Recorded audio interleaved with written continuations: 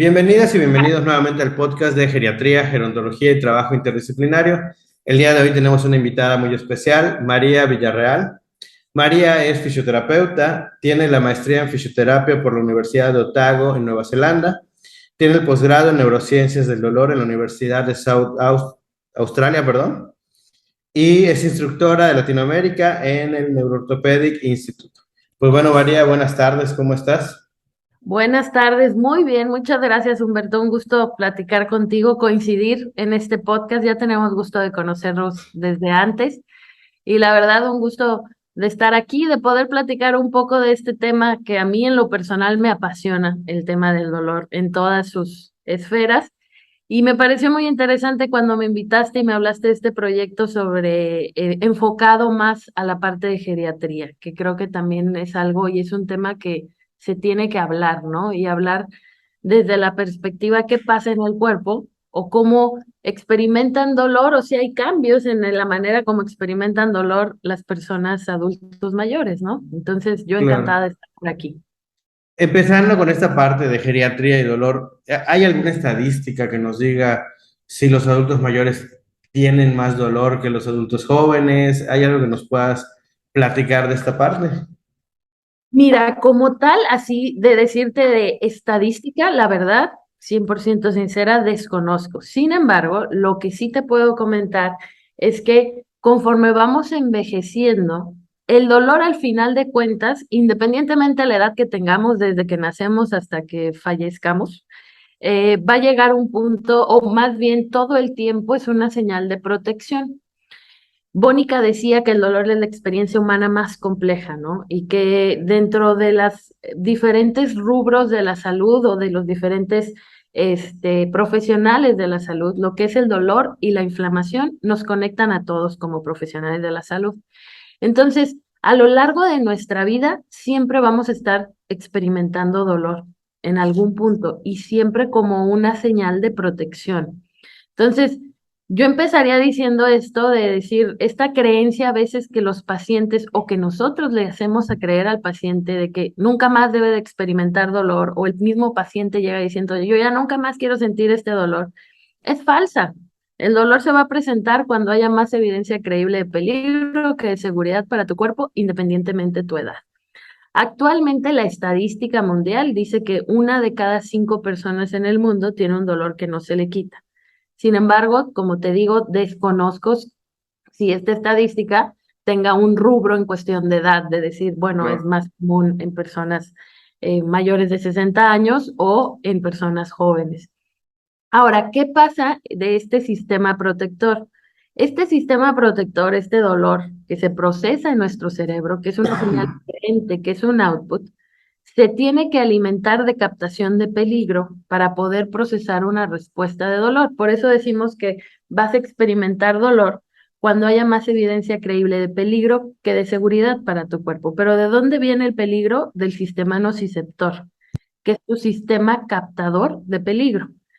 ¿Qué tipo de peligro capta tu cuerpo las 24 horas, los 7 días de la semana, los 365 días del año? Estímulos mecánicos, térmicos o químicos. Ahora, ¿qué es lo que sí sabemos? Es que conforme envejecemos, nuestro cuerpo es más propenso a captar peligro, se vuelve más sensible a la nocicepción. Y si lo vemos desde esta otra perspectiva, la verdad es que es algo bueno, porque conforme envejecemos, es un proceso normal de nuestro cuerpo. Nuestros tejidos van perdiendo cierta capacidad de resistencia mecánica, térmica, química, como la tenían cuando éramos niños, cuando éramos adultos jóvenes, cuando éramos ya adultos, eh, ya entrando un poco a la parte de llegar a ser adultos mayores.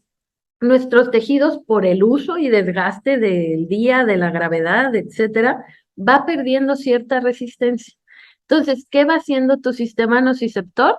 Se va volviendo más sensible a la captación de peligro. Y es muy cierto esto que decimos, la piel del abuelito es más frágil, ¿no? El clásico que dicen los nietos. Con cuidado, o el mismo abuelito te dice, ay, no, no me abraces tan fuerte que me duele. Y es como, oye, pues te estoy dando un abrazo, ¿no? A mí me pasaba a veces que abrazaba a mis abuelas y es como, ay, no me apachurres tanto que me está doliendo. Y es como, oye, pues es un abrazo que de la misma fuerza se la daba a mi hermano o a mi papá, pues no me daban esa retroalimentación. Sin embargo, conforme vamos envejeciendo, ese mismo estímulo mecánico que es un abrazo, tu sistema o la captación de nocicepción, por el mismo proceso de envejecimiento, lo capta más. Entonces, no es que haya, te digo, desconozco, pero no es que haya más una situación de que haya un dolor de tipo persistente más en adultos mayores que en algún otro tipo grupo de población. Sin embargo, son más propensos a procesar respuestas de dolor más rápido. ¿Por qué? Porque su sistema capta más evidencia creíble de peligro mucho más rápido que un adulto joven o un niño, por ejemplo, ¿no? Claro, biológicamente hay este aumento de la sensibilidad, si le queremos llamar así, o esta captación de peligro, Exacto. pero ante la complejidad del dolor no podríamos describir, si va a haber más dolor en el adulto mayor, porque no solamente involucra la parte biológica. Es correcto, involucra la parte psicosocial. Y fíjate, hay cosas bien interesantes, porque el adulto mayor como tal, a pesar de que tenga un sistema de captación de peligro mucho más óptimo, por así decirlo, esto se relaciona también, por eso hablaba al inicio que dolor e inflamación nos conectan, se relaciona con la inflamación sistémica que pueda tener cualquier persona en su cuerpo.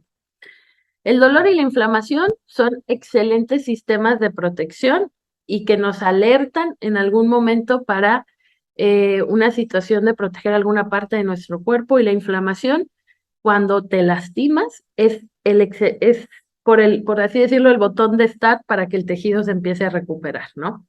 Sin embargo, ambos, cuando perduran más allá de los tiempos esperados de recuperación del tejido, se convierten en algo que no está tan correcto que esté, ¿no? Entonces, ¿qué pasa? Conforme va envejeciendo nuestro cuerpo, algo que sí se ha medido es que tendemos a tener inflamación sistémica de bajo grado más presente, que esto es por lo cual nuestro sistema nociceptor está más ávido de captar esta nocicepción y este peligro. Sin embargo, actualmente, con los estilos de vida que tenemos actualmente, con que vamos saliendo de una pandemia, de estar encerrados, el estrés, la inflación, o sea, muchas cosas en el aspecto psicosocial y en el contexto y en el entorno están haciendo que, pues, aunque no tengas más de 60 años, estés teniendo un estado proinflamatorio en tu cuerpo, una inflamación sistémica de bajo grado constante. Y ahí es donde empezamos a hablar, y si hay una correlación de que cuando manejas niveles altos de inflamación a edades tempranas, tienes un envejecimiento prematuro. Y es en donde puedes darte cuenta, por ejemplo, que dices, oye, esta chava, este chavo tiene 35, tiene 39 años, pero parece de 50, parece de 55. Y no es la parte biológica, dices, oye, tisularmente, biológicamente, sus tejidos tienen 30 años, 35, 39. Sin embargo, te vas a analizar su estilo de vida y es una persona que vive constantemente estresada, irritable, fuma, toma, no duerme bien, no hace nada de ejercicio ningún día. Entonces, eso lo mantiene en un estado inflamatorio tan alto que ¿qué hace? Que su sistema entonces entra a un envejecimiento prematuro. Y tienes, por ejemplo, y el ejemplo que igual algunos conocerán, ¿no? Este que es un influencer, ¿no? Gianluca Biaggi, creo que se apellida. Ah, sí.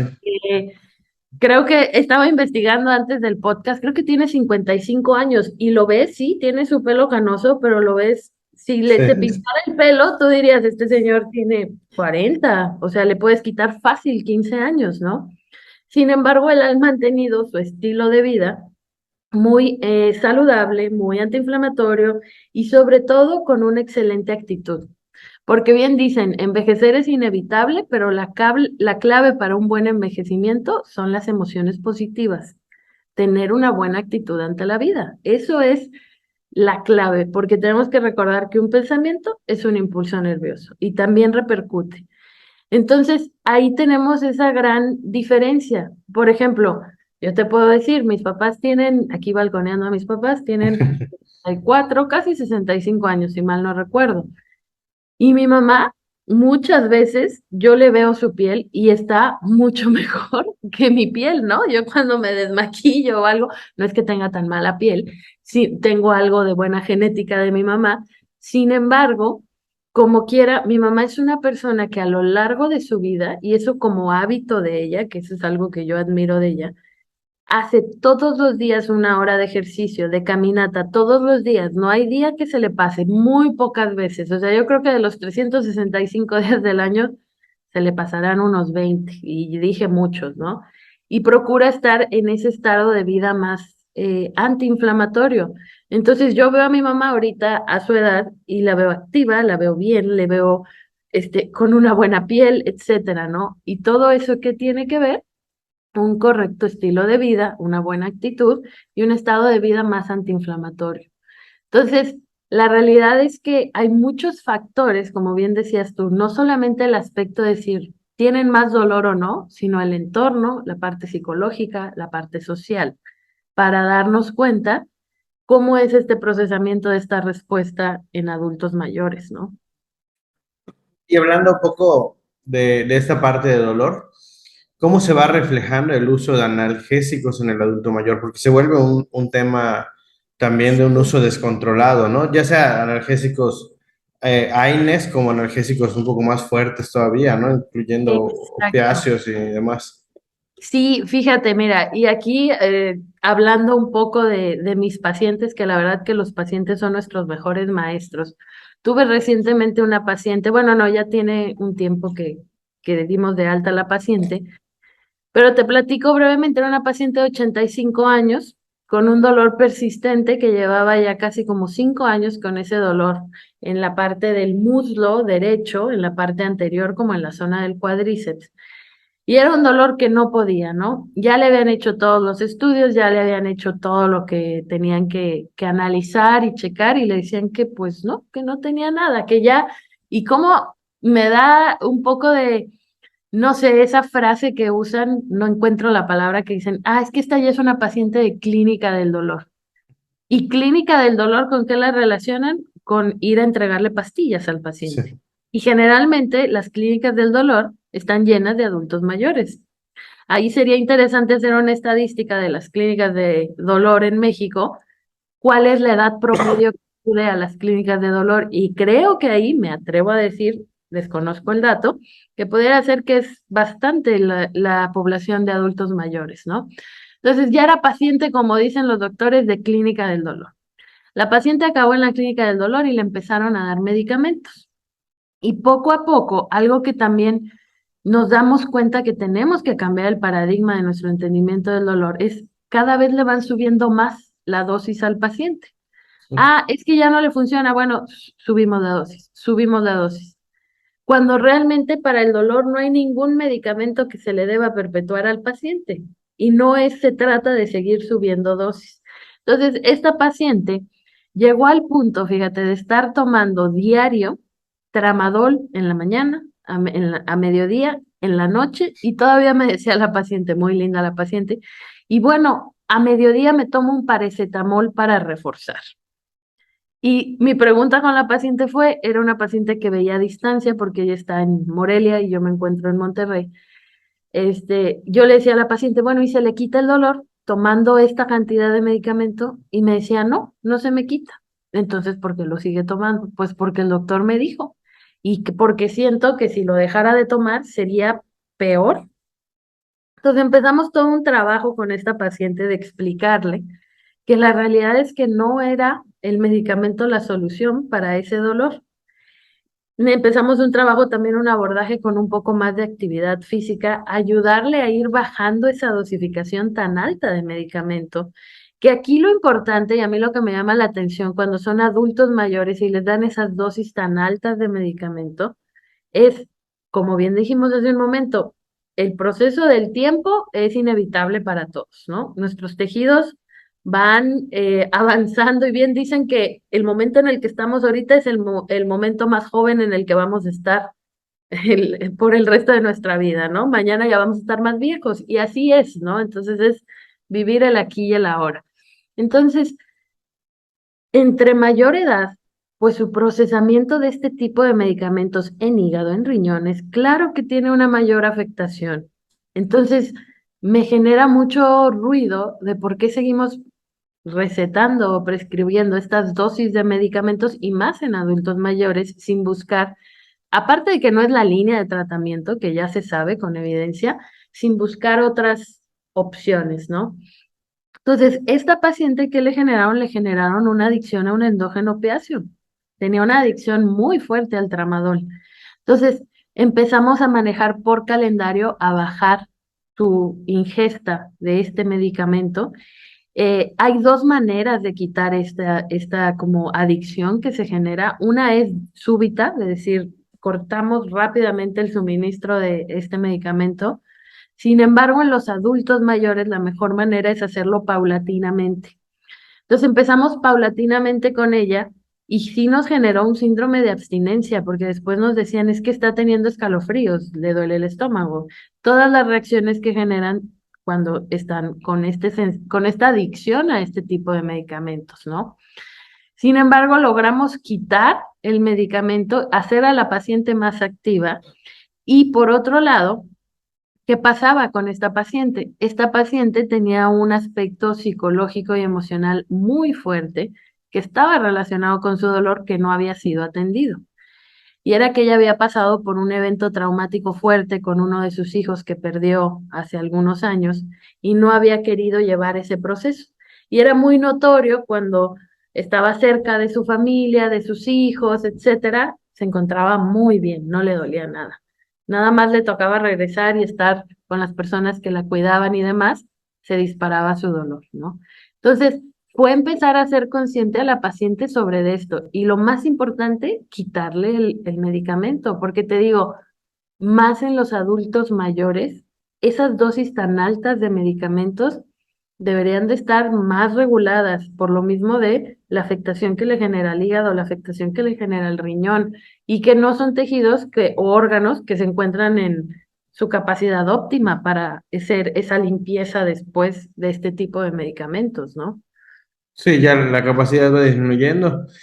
Y digo, no quiero ser pesimista, pero con esto que nos cuentas y entendiendo este componente tan importante psicológico que involucra el dolor, ¿crees tú que se aproxima una ola de adicciones a los medicamentos? Porque, pues bueno, con lo que decías tú, la inflación, todos los problemas que nuestras generaciones o hasta unos un poquito más grandes están presentando, la falta de vivienda, toda esta parte de la burbuja inmobiliaria, que por ejemplo aquí en el sureste cada día es más difícil que una familia adquiera una casa, la cuestión de los salarios, que se habla también que ya no hay una movilidad social real, o sea, no puedes mejorar tu estilo de vida.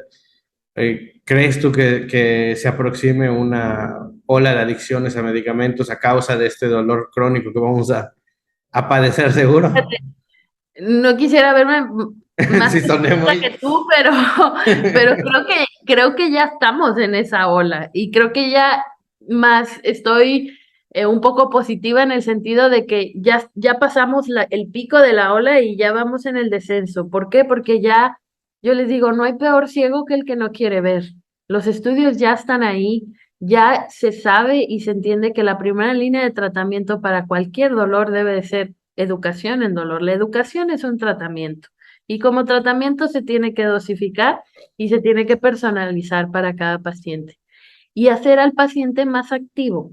Entonces, hay muchas cosas o destellos que tal vez aquí en México nos falta un poco caminar más hacia ese sentido, pero ya hay países que ya lo hicieron y que ya regularon, por ejemplo, aquí en México tú todavía vas, pues puedes ir al súper de tu confianza y vas y compras medicamentos para el dolor muy fuertes sin necesidad de receta médica. Es como yo llego a y véndeme cajas y los pacientes van y compran esas cajas. En muchos países ya se cambió la regulación a decir, estos medicamentos solo se dan bajo receta médica. El médico debe de justificar en su historia clínica y en el análisis que hizo biopsicosocial por qué está recetando el medicamento. Y la receta del medicamento debe de ser por un periodo corto, no mayor a 3 meses.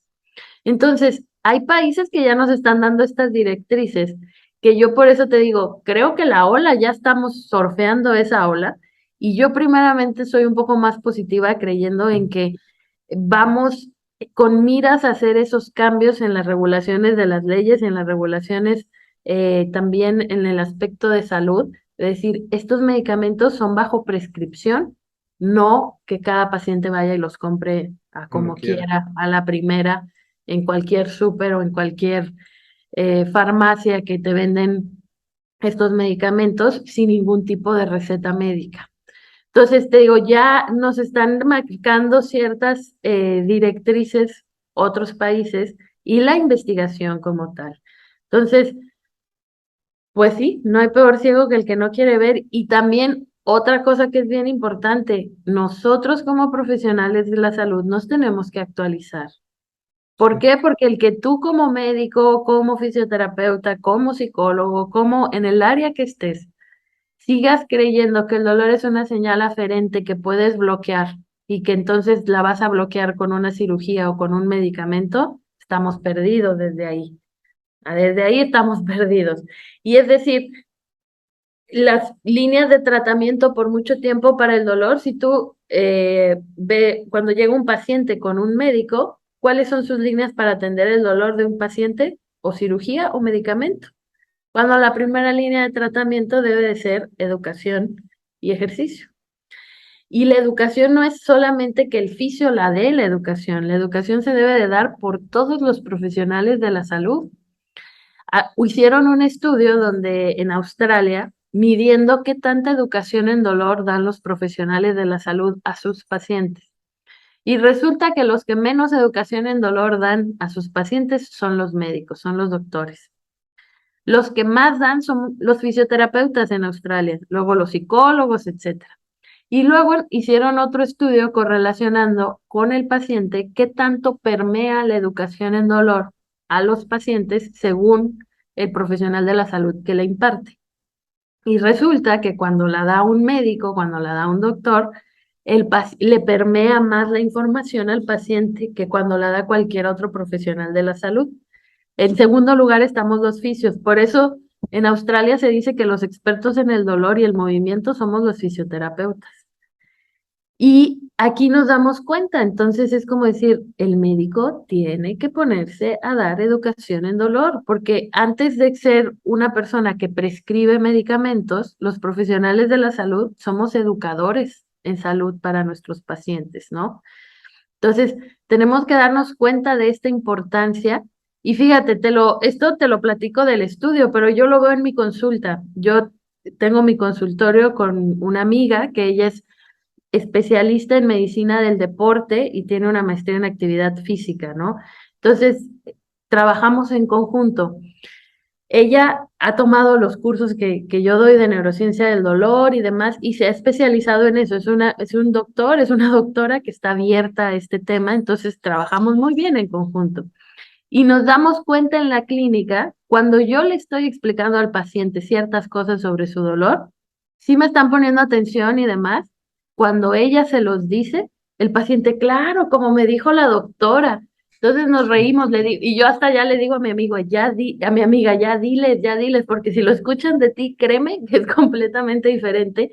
Me abres el panorama y yo puedo continuar con lo que tengo que seguir explicándole al paciente o poniéndole ejercicios, ¿no?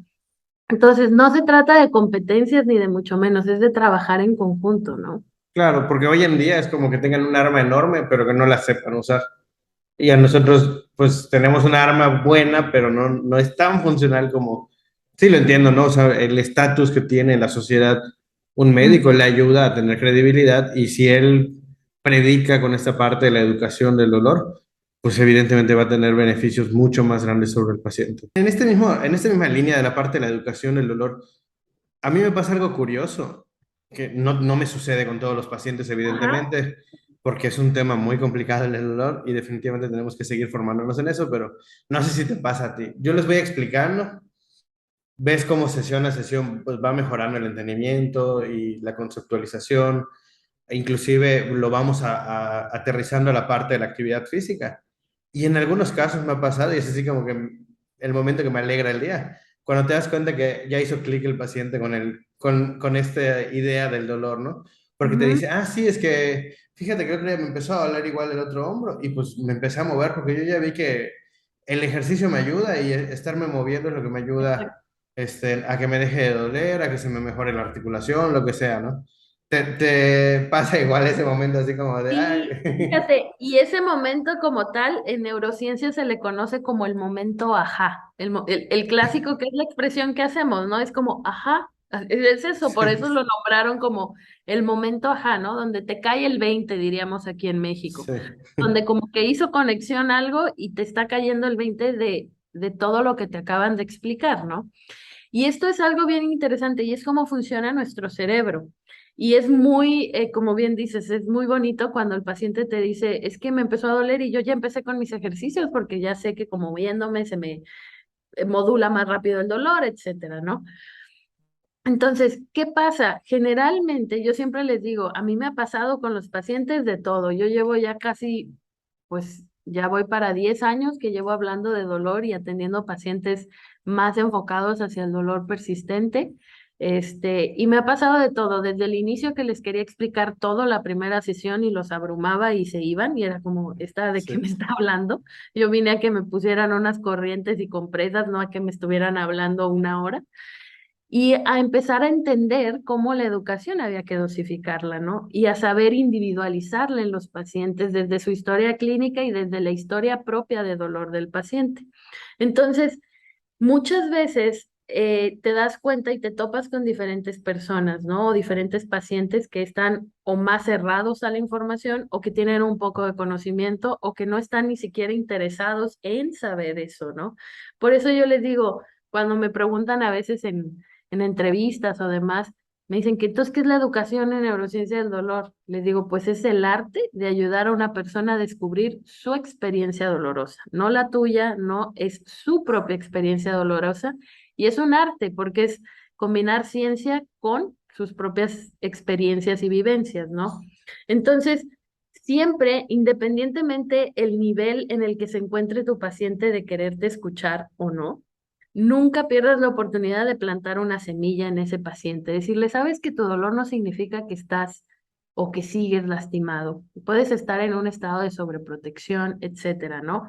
¿Por qué? Porque esa semilla que le plantas a ese paciente, tal vez a ti no te va a tocar cosechar el momento, ajá, ese momento donde el paciente ya hizo clic y está siendo un paciente que hace más ejercicio, que hace otro tipo de actividades, pero más adelante ese paciente lo va a cosechar y al final de cuentas eso es lo que queremos, ¿no? Que nuestros pacientes hagan ese cambio de entendimiento que los lleve a un cambio conductual, porque una cosa es darle información al paciente y otra cosa es lograr que la entienda y que eso lo lleve a un cambio conductual, que es al final lo que queremos, ¿no? Entonces yo les hago siempre esta analogía y el otro día me puse a pensar, porque siempre les digo que yo me considero preguntona de nacimiento y siempre me estoy preguntando cosas. Entonces, fíjate, el otro día me puse a pensar y dije, qué interesante, cuando somos niños, cuando tienes un bebé y es tu niño recién nacido y demás, y está empezando a dar sus primeros pasos, ¿qué hacen todos los papás? Graban ese momento, ¿no? Es como, ay, los primeros pasos que dio, ya se soltó, ya hizo su primer solito, ¿no? Sin embargo, si lo vemos desde el aspecto de la neurociencia, esos primeros pasos que dio son el inicio para que se empiece a generar una neuroetiqueta y que luego aprenda automáticamente a caminar o que genere ese aprendizaje en su sistema nervioso, ¿no? Entonces yo siempre les digo, los primeros pasos que le grabaste a tu niño no es el día que aprendió a caminar, es el día que empezó a generar un entrenamiento y luego el día que realmente ya aprendió o su sistema nervioso ya integró esa información, no sabemos cuál sea. Tal vez tú lo puedes ir observando y dices, no, pues ya ahorita ya está al 100, pero no tienes grabado el día realmente, si fuéramos objetivos, el claro. día que realmente integró la información y ya sabe caminar. Grabaste el día que dio el primer paso.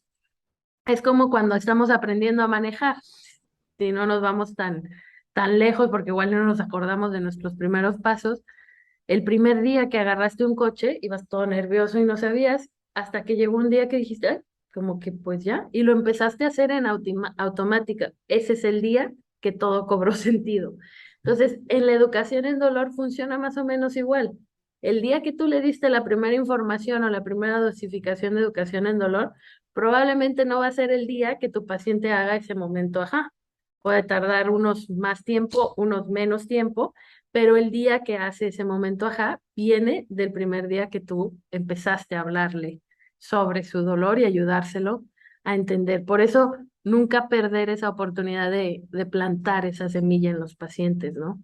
Sí, porque siempre se nos da que, pues, así como hay ese momento, ajá, o Ujú. sea, tenemos pacientes y es un momento muy bonito, también hay pacientes que le estás platicando de este tema y ves cómo está con su cara de, ay, ¿de qué está A ver. hablando, no?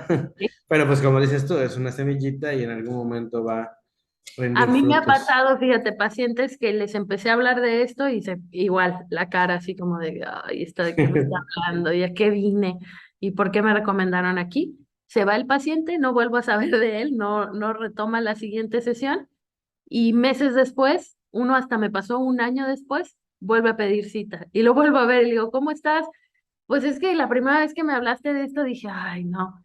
Me fui un año a probar otras cosas, terapias, ya hasta me operé, ya hasta me hice esto y sigo con el dolor. Y dije, pues la única que me habló de otra cosa y como que me estaba ayudando a querer entender y yo no quería, fuiste tú, pues ahora vengo a escucharte. Entonces, eso es a lo que me refiero de plantar la semilla. No quitan que el paciente tal vez se vaya y se vaya por otros caminos que en ese camino o en ese deseo que hemos creado en la sociedad de decir, quitar el dolor en un 2x3, o la solución mágica para el dolor es esta cirugía o es esta pastilla, que caigan en esos baches, les digo yo. Pues sí, puede caer el paciente y puede caer en muchos. Y hay unos que traen un historial de que han caído en demasiados baches, 3 cirugías, Sí, pastillas, 100 sesiones de terapia física, etcétera, y siguen con el dolor. Entonces es como también ayudarlos y rescatarlos un poco y darles un poco más de sentido a ese camino que ya han recorrido, no invalidarlo, sino darle sentido, ¿no? claro. Y hablando de esta parte de dolor persistente, digo, creo que podríamos hacer una charla de varias horas, pero pues obviamente por tiempo no lo vamos a hacer, pero hay un tema que sí quiero tocar y es la fibromialgia. Sí. ¿Qué, qué tan importante consideras que es el componente psicológico en el dolor del paciente con fibromialgia? Demasiado, fíjate, mira, haciendo una breve introducción a la fibromialgia, lo vemos a lo que se conoce actualmente del dolor. La fibromialgia entra dentro de un tipo de dolor que se le conoce como dolor nociplástico. Es una maladaptación de tu sistema protector a una situación de estar en un estado más de sobreprotección. Y tiene un componente inmunológico muy importante. Dentro de ese componente inmunológico, eso es lo que hace la variabilidad entre hombres y mujeres, porque también hace apenas en el 2016 se dieron cuenta realmente que el dolor o que la parte inmunológica básicamente es diferente en el hombre y en la mujer, nuestras respuestas inmunológicas. Antes se creía que hombres y mujeres reaccionaban igual inmunológicamente. Entonces, fíjate, algo muy interesante, por mucho tiempo, hasta el 2016, que ya como que se dio a la luz, los estudios clínicos de ensayos clínicos de medicamentos, de vacunas, solo se hacían en población masculina, bajo esta creencia de decir, oye, pues si somos iguales, era pues un poco esta creencia, digamos, de patriarcado, de decir, vamos a proteger a las mujeres, que prueben la medicina en nosotros, que prueben la vacuna en nosotros, y si está bien, pues ya, se las aplicamos a toda la población, ¿no? Ahora resulta que, ¿sabes qué? Pues no, se tienen que hacer y ya se ha regulado los ensayos clínicos en población masculina y en población femenina. Un maestro del posgrado nos decía, él decía, quiero pedirle una disculpa, el neurofarmacólogo, a todas mis alumnas, porque les puedo asegurar que en la actualidad, y esto yo terminé el posgrado en el 2018, dicen, pues hace que 3 años más o menos que terminé este estudio de posgrado, dice que en la actualidad no existen las dosis correctas ni de vacunas ni de medicamentos para ustedes, porque por mucho tiempo lo estudiamos solamente en hombres. Entonces yo me acuerdo que le dije al maestro, le digo, uy, o sea, me está diciendo que la pastilla para el dolor de cólicos la probaron en hombres, pues claro, estamos perdidas, ninguna funciona. Le digo, ya todas nos reíamos porque sí, nunca encuentras una pastilla que te ayude bien, ¿no? para esa parte de ese proceso inflamatorio que pasamos cada mes, ¿no? Entonces, ¿qué pasa aquí? Esos cambios inmunológicos repercuten o en qué se relacionan con la fibromialgia. Las mujeres, es mayor la estadística de mujeres con fibromialgia que de hombres. Y es por esta parte inmunológica. Las mujeres biológicamente, en este componente inmunológico, porque tenemos que hablar de un sistema neuroinmune, somos más propensas a maladaptar dolores, a tener estas respuestas de dolor tipo nociplástico. Entonces, eso es lo que hace, y la fibromialgia es un dolor de tipo nociplástico, que la prevalencia sea mayor en mujeres que en hombres. Y por otro lado, fíjate, porque no podemos hablar solamente del aspecto biológico, en la parte psicosocial, se han hecho estudios donde las mujeres somos más capaces de lidiar con nuestro dolor y ser funcionales en las actividades de la vida diaria, ¿no? El clásico de hay una escala que mide eso, ¿no? Y es, a pesar de tu dolor, ¿qué tanto puedes, pues, ir al trabajo, hacer esto, lo que tengas que hacer, ¿no? Y en esas escalas, en dolores de tipo nociplástico, salimos mucho más aptas las mujeres. Entonces yo siempre les digo en las conferencias, les digo, en pocas palabras, los hombres cuando tienen dolor son más dramáticos. Es decir, yo no puedo hacer nada, ya no puedo ir por los niños a la escuela, no, no, no, me duele. Sin embargo, en la parte biológica tendemos a maladaptar más los dolores.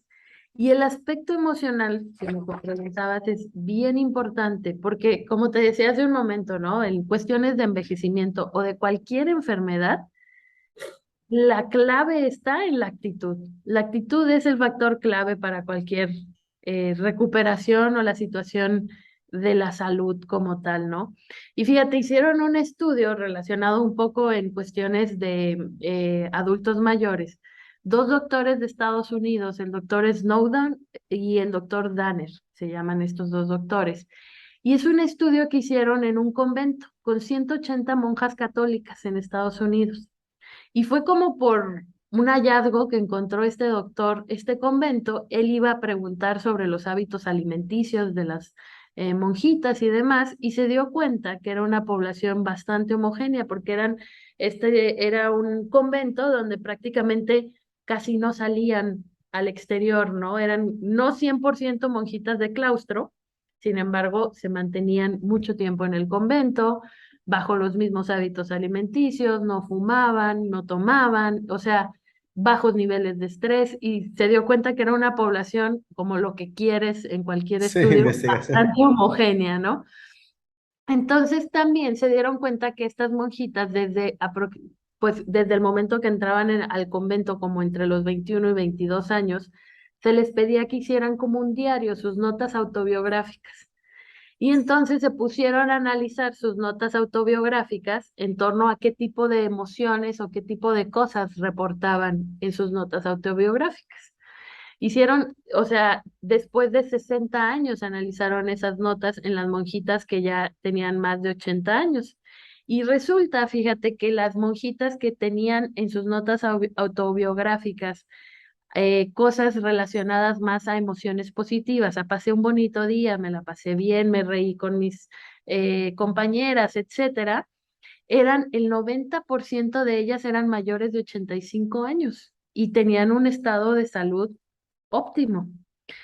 Y luego el estudio no termina ahí porque todas las monjitas, ya cuando entraron en este estudio, se les pidió y accedieron y donaron su cerebro a la ciencia cuando fallecieron.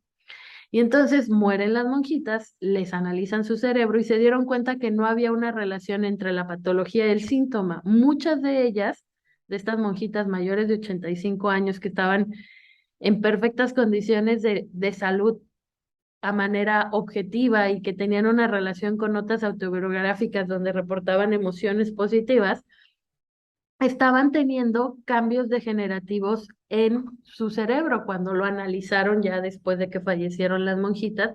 Sin embargo, nunca presentaron síntomas ni de demencia senil, ni de ningún tipo situación de Alzheimer o para nada, ¿no? Entonces, y también las monjitas que tenían un mayor vocabulario, que leían más, que estaban más activas, eran las monjitas que tenían una mejor esperanza de vida. De hecho, se dice, o bueno, platican en este estudio, que en ese convento había las siete magníficas, eran siete monjitas que vivieron más de 100 años, ¿no?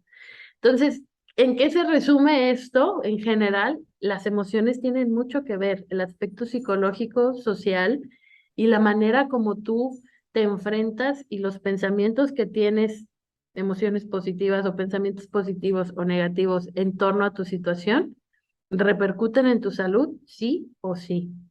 De hecho, dicen que si nos diéramos cuenta de la importancia de nuestros pensamientos y del poder que tienen nuestros pensamientos en nuestra salud, nunca más quisiéramos tener malos pensamientos. Y se podría pensar de decir, oye, bueno, pues este es un estudio con monjitas, pues yo no me puedo ir a un convento a recluir, ¿qué más quisiera yo? Hay otro estudio también interesante que te lo platico rápidamente, que este lo hicieron en 3.500 hombres que lo siguieron a lo largo de 10 años. Fueron dos doctores, Friedman y Rosenman, hicieron este estudio y los dividieron en dos tipos a estos 3.500 hombres. El tipo A eran donde entraban hombres con características de un carácter tipo más rígido, más impacientes, más enojones. O sea, los dividieron de acuerdo a sus características de carácter y personalidad. Y los de tipo B eran hombres donde estaban más relajados, más tranquilos, más, o sea, con emociones de que a pesar de las cosas que vivían, ellos reaccionaban con una actitud más relajada y más tranquila, ¿no? Entonces, fíjate, en general, así los dividieron y después analizaron su estado de salud. Y sí, obviamente encontraron en ambos tipos de las divisiones que había algunos que fumaban, que tomaban, que no tenían buen estilo de vida, que vivían en constante estrés, etcétera. Sin embargo, eso no fue la correlación que dio para decir quiénes fueron los que fueron más longevos. Lo que determinó quiénes fueron más longevos eran los que eran más tranquilos, más relajados, con pensamientos más positivos. Se dice que de los 250 sujetos en este estudio salió sanos físicamente, es decir, hacían ejercicio, se alimentaban correctamente y demás, les dio un ataque cardíaco a temprana edad, pero eran del grupo, del tipo de hombres rígidos, impacientes, intranquilos, enojones, pero eran sanos físicamente, o sea, si les hacían el estudio, ellos estaban funcionando físicamente, su cuerpo funcionaba bien. Entonces, la correlación que daba que la incidencia era 3 veces mayor en los sujetos de tipo A, que eran los irrígidos, impacientes, los enojones, de morir a temprana edad, que los sujetos de tipo B, que eran los más relajados, los más tranquilos, independientemente su estilo de vida. Entonces, esto que nos dice en general para todo, no quiere decir como decir, ah, bueno, pues entonces no te cuides, no hagas ejercicio, pero mantente Sí. tranquilo, en amor y paz. No, no, tampoco va por ahí, hay que encontrar un balance. Pero es bien importante darnos cuenta cómo estas emociones que tenemos, estas actitudes que tenemos en torno a las cosas que se nos van a presentar a todos y a los retos que se nos presentan a todos en el día a día en la vida, sí repercuten en nuestra salud y en que tengamos un mejor envejecimiento o un peor envejecimiento, ¿no? Sí, nada más en este tema de la fibromialgia, yo me he topado y digo, a lo mejor y tienes algo para aconsejarnos por ahí.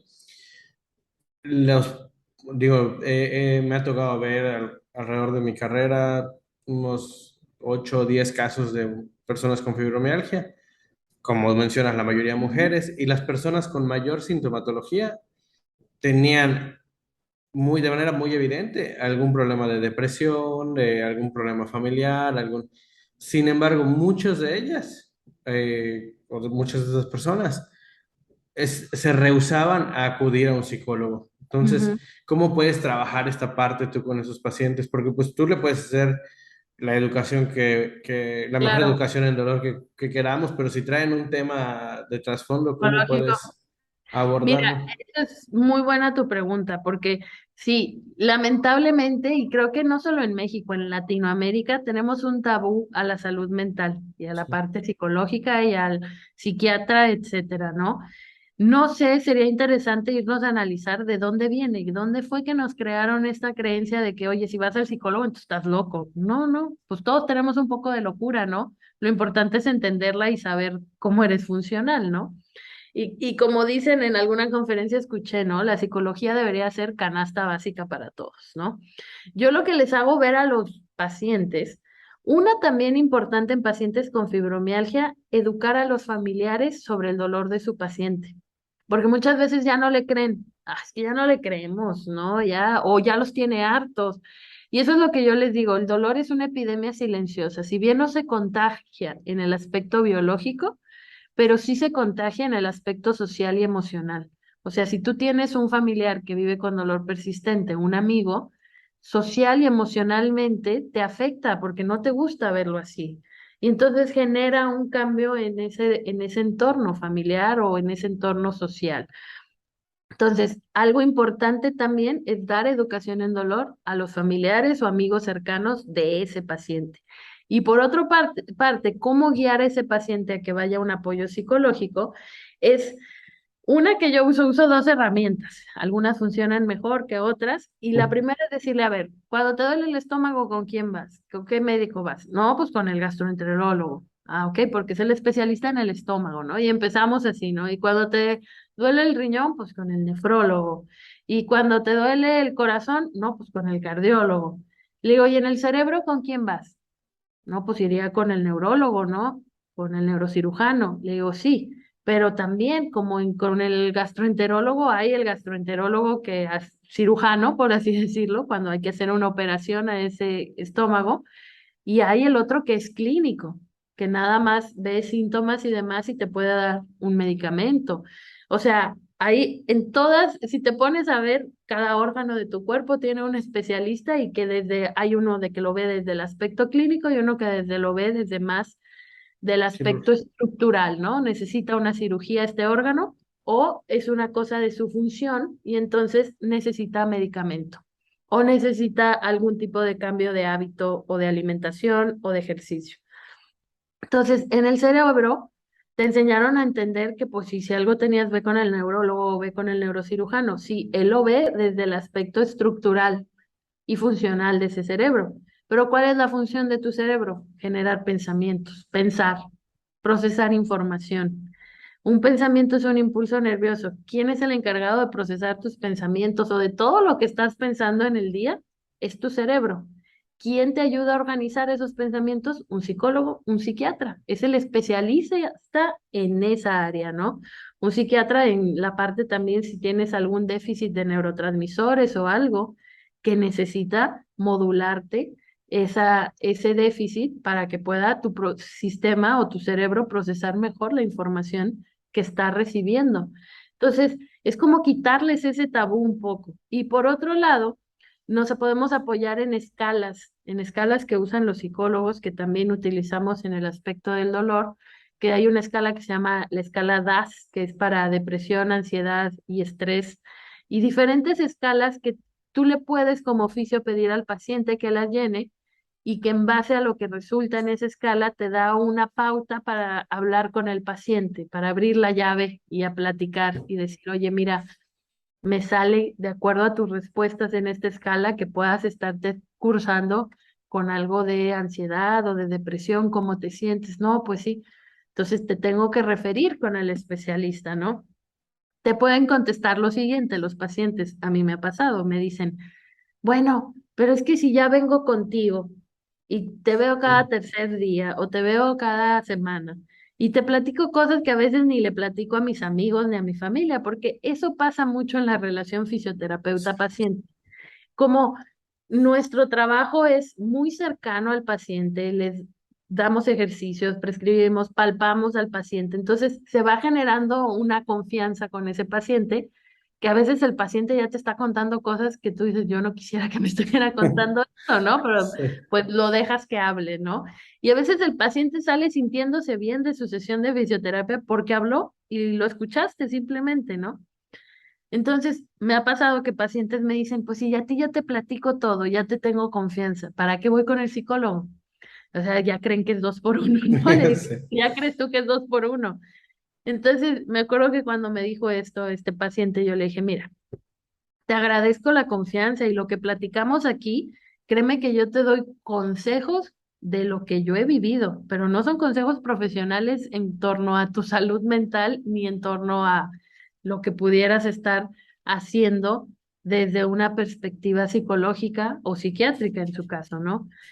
Le digo, es como si me dijeras que porque ya me tienes tanta confianza y nos vemos tan seguido y me platicas tantas cosas, vas a dejar que yo sea la que te opere la columna o que te opere la rodilla.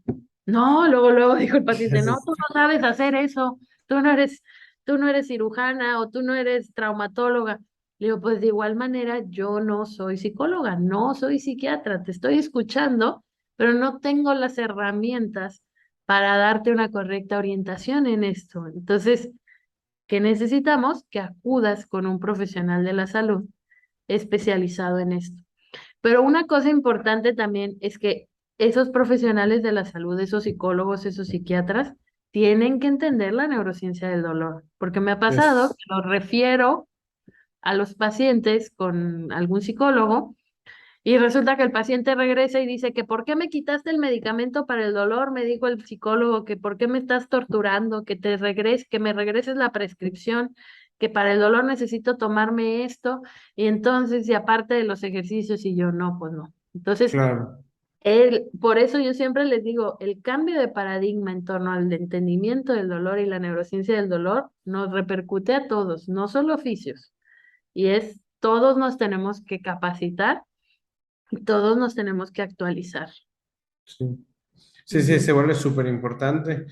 La verdad es que me da mucho gusto esta última pregunta porque me parece que logramos aterrizar la importancia del conocimiento de la neurociencia en, pues en general, ya no solamente ni siquiera el psicólogo, porque a veces si lo refieres al nutriólogo y algún comentario te puede hacer retroceder dos pasitos de lo que estabas Exacto. trabajando ya.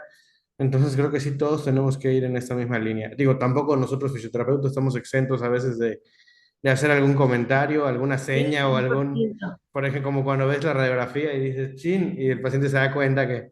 Sí, Entonces, sí, sí. hasta en eso tienes que buscar como... Sí, tenemos que desaprender muchas cosas que creíamos que esa era la manera de Sí, decirle o explicarle las cosas al paciente, ¿no? definitivamente. Pues María, muchísimas gracias por tu tiempo, muchísimas gracias por todo lo que nos platicaste. ¿En qué redes te pueden seguir? ¿Cómo te pueden contactar?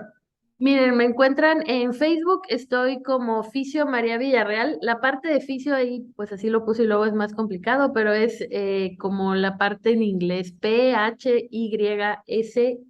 así estoy. Y de ahí en fuera en todas las demás redes, Instagram, Twitter y demás, estoy como Fisio, escrito con PH, Tengo también el sitio web que es www.neurocienciadeldolor.com, y ahí también pueden encontrar información de diferentes notas y a mí lo que me gusta y me apasiona de la educación en dolor, yo siempre les digo, es buscar la historia simple para explicar lo complejo del dolor, ¿no? Como decíamos al inicio de la plática, que el dolor es la experiencia humana más compleja, ¿no? Y yo creo que hay dos tipos de simplicidad, lo simple y lo simple después de lo complejo, ¿no? Entonces, nuestro trabajo como profesionales de la salud, yo siempre he creído que está en lo simple después de lo complejo. O sea, nosotros tenemos que entender la complejidad que es o que nos representa el dolor, la neurociencia, etcétera, y explicarlo de manera simple a los pacientes. Entonces, ahí en esta página que les comento, tengo algunos historias, blogs en Instagram, también videos cortos de estas historias simples que puedes usar como herramienta para explicarle de manera sencilla la complejidad del dolor, ¿no? Y también tenemos ahí un canal de YouTube que hay algunos videos cortos se llama Neurociencia del Dolor, el canal, sobre cómo en una consulta en línea explicando ciertas cosas de educación en dolor al paciente. Y bueno, Bien, los talleres que damos, neurociencia del dolor, neurodinamia y el curso que doy ahora con el Neuroorthopedic Institute, que es este instituto que fundó David Butler, que está en Australia. Yo doy los cursos para Latinoamérica sobre explicando el dolor. Ese curso es más enfocado en la educación como tratamiento, cómo dosificarla, cómo generar estas historias simples para tu paciente de acuerdo a su diagnóstico o historia clínica. Entonces, todo lo pueden encontrar por ahí, por las redes, primeramente. Muy bien, vamos a dejarles todos los links en la descripción del video. Y pues igual les pedimos que si les gustó el video, pues le den like, compartir y comentar para que podamos seguir creciendo. Claro que sí, y muchas gracias por la invitación y que nos dejen, como bien dices, ahí en los comentarios dudas y preguntas y por ahí nos metemos a contestarles. Perfecto, gracias, bonita noche. Igualmente.